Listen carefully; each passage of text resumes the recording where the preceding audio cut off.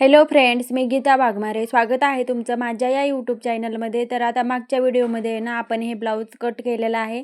म्हणजे साडीतलं blouse piece न cut करता डायरेक्ट अस्तर ठेवूनच त्या ब्लाऊज पीसवरती आपण म्हणजे साडीवरतीच ते अस्तर ठेवून कट केलेलं आहे. तर मी आहे ना आता हे ब्लाऊज सगळं आहे ना मेन फॅब्रिक आणि अस्तर हे जोडताना आहे ना शूट नाही केलं, पण आता हे सर्व पार्ट जोडताना मी शूट केलं होतं. तर मी तेच तुमच्याशी शेअर करते कसं जोडायचं. तर हे मागून आहे ना हे असं मी शिवलं आहे नेक, आणि इथं वरती आहे ना इथे पण मला आता लेस लावायची आहे ही मण्याची. तर मी आहे ना आता तुम्हाला हे सर्व ब्लाऊज कसं स्टिच करायचं आहे ना तेच व्हिडिओ तुम्हाला दाखवते. तर मी आहे ना सिंगल फूट लावून इथे हे लेस लावलेले आहे. डबल फूटचं जर लावलं ना तर आपले मणी तुटतात आणि परत सुई पण खुडते. त्यामुळे आहे ना सिंगल फूट लावलं होतं मी इथे. आणि नंतर आता ही लेस लावून झाल्यावरती वरती पण नेकला लावून घेतली आहे मी. आता शोल्डर आणि ते जोडायचं आहे. तर डबल फूट लावून घेतलं आणि त्यांच्यावर वर करून इथं लगेच जोडायला घेतलं मी. तर इथे आहे ना मी शोल्डर जोडून घेत आहे. आता जो मण्याचा भाग आहे ना ते म्हणजे बाहेर सोडायचा आणि तिथून शोल्डर जोडायचं, म्हणजे आपली सुई पण खुडणार नाही. हे असं बघा. तर एकदम छान असं माझं शोल्डर इथं दोन्ही पण जोडून झाले होते. तर आपलं शोल्डर आहे ना हे सर्व 3 इंचाचंच भरायला पाहिजे. मग घेतानाच आपण 3 इंच घेतला आहे. आता आपण ज्यावेळेस बाही जोडतो त्यावेळेस शिलाईला अर्धा इंच जाणार आहे. तर आता मागचा आणि पुढचा भाग आहे ना आपल्याला दोन्ही बरोबर करून घ्यायचे आहेत. जो कोणता लहान मोठा होईल तर बरोबर दोन्ही कट करून व्यवस्थित आपल्याला इथे टिप मारून घेऊन मग नंतर कट करून घ्यायचं आहे. तर आता दोन्ही पार्ट सेम झालेले आहेत. तर एक ठेवून पाहायचं परत एकदा.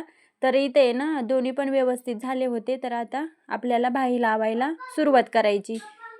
व्यवस्थित इथे कट करून घेतलं आणि आता आहे ना इथे बाही लावायला आपल्याला सुरुवात करायची आहे. आता जे काही बाहेर धागे निघलेले आहेत ना ते पण व्यवस्थित कट करून घ्यायचे. तर तुम्ही इथे पहा दोन्ही पण सेम झालेला आहे. कोणताही लहान मोठा भाग राहिला नाही. जर कमी जास्त राहिलं ना तर मग आपली फिनिशिंग व्यवस्थित येत नाही आणि मग चोळ पडतो आपल्या ब्लाऊजला.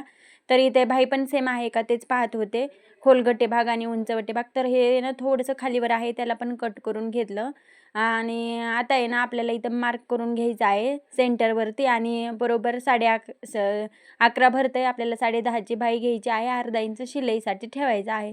तर इथं अर्धा इंच मी इथं एक हे करून घेतले आहे शिलाईसाठी मारायला.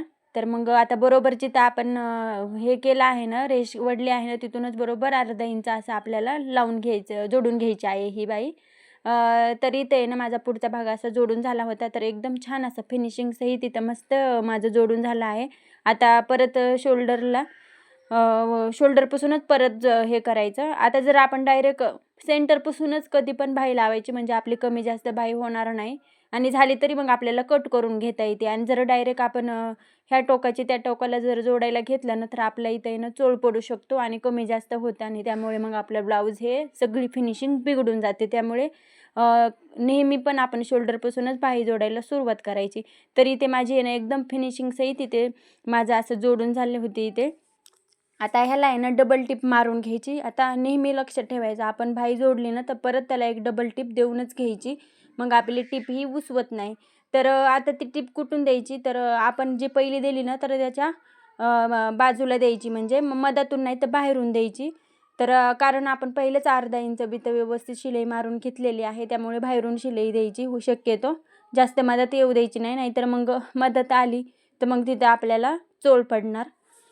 त्यामुळे बाहेरूनच कडेकडेनं घ्यायची परत शिलाई मारून. आणि नेहमी पण 2 मारूनच घ्यायच्या टिपा, म्हणजे पहिली जरी उसवली तर दुसरीही राहते. तर इथे ना थोडंसं माझ्याकडून धागा तुटला होता तर परत इथं मी मारून घेतली शिलाई. तर एकदम माझे इथे ना किती छान अशी मस्त फिनिशिंग आली आहे ह्या बाहीची. तर फिटिंग केल्यावर ना एकदम छान असे दिसते. तर ना मी तुम्हाला मोजून दाखवते. ही बाही बरोबर 10:30चीच भरणार आहे, कारण अर्धा इंच मोजूनच आपण घेतलं होतं. आता इथे आहे ना परत मोजून घ्यायचं, जे आपण बटनपट्टी लावली ना तिथून सोडून मोजून घ्यायचं. तर इथे आहे ना बरोबर 10 इंच भरते. तर 32 साईज आहे. तर 32 साईजचा चौथा भाग 8 होतो. तर आणि शिलाई मार्जिन 2 सोडलेले आहे. तर 8 आणि पुढचे 2 तर असे 10 मिळून बरोबर मग नंतर कट करून घ्यायचं. आता इथे आहे ना बॉबिनमधला दोरा संपला होता, म्हणजे बॉबिन भरताना 2 वेळेस भरला होता. तर तेच मी इथं परत बॉबिन काढून तो बाहेर घेतला दोरा आणि ते ना एक सरळ टिप मारून घ्यायची.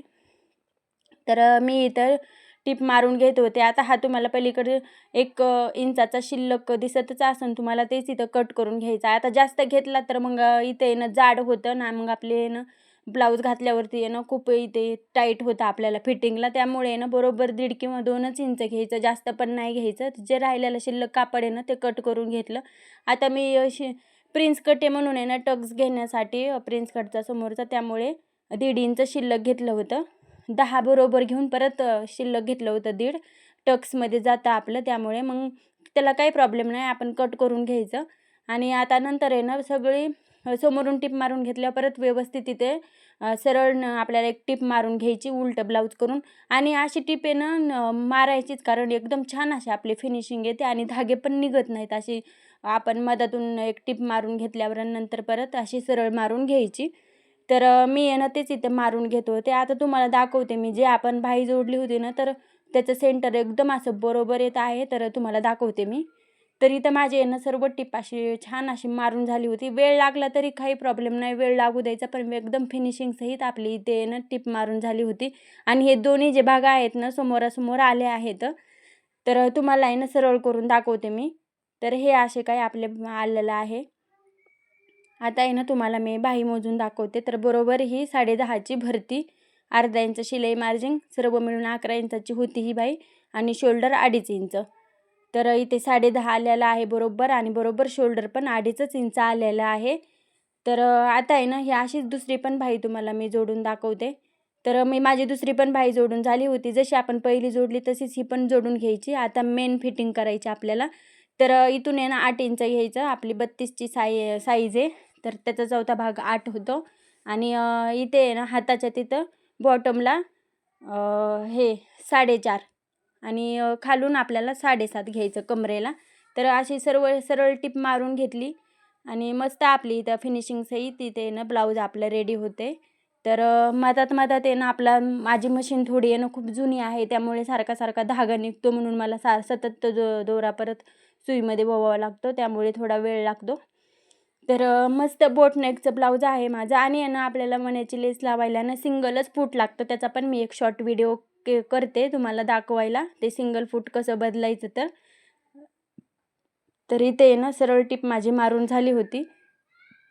तुम्हाला दाखवते मी कशी मस्त फिनिशिंग आलेली आहे. तर सरळ टिप मारून घेतली. आता आहे ना मशीन खूप जुनी असल्यामुळे थोडेसे काहीतरी अशा चुळ्या पडतात चुन्या. तर इथे पाहू शकता खूप छान इथे मस्त झालेलं आहे. आता थोडंसं आहे ना खालीवर झालं आहे तर माझं फायनली हे असं काही ब्लाऊज शिवून झालं आहे. मी तुम्हाला सांगितलं होतं मागच्या व्हिडिओमध्ये की मला आहे ना बोटनेकचं ब्लाऊज गळा शिवायचा आहे. तर थोडंसं जी बॉर्डर आहे ना कमी पडली होती, त्याला जोडून घेतलं, आणि पप पण एवढा छान आला आहे ना ह्या ब्लाऊजचा. तर तुम्हाला माझा व्हिडिओ कसा वाटला नक्कीच कमेंट करून सांगा, आणि चॅनलला सबस्क्राईब करा. भेटूया नवीन व्हिडिओमध्ये, तोपर्यंत बाय बाय.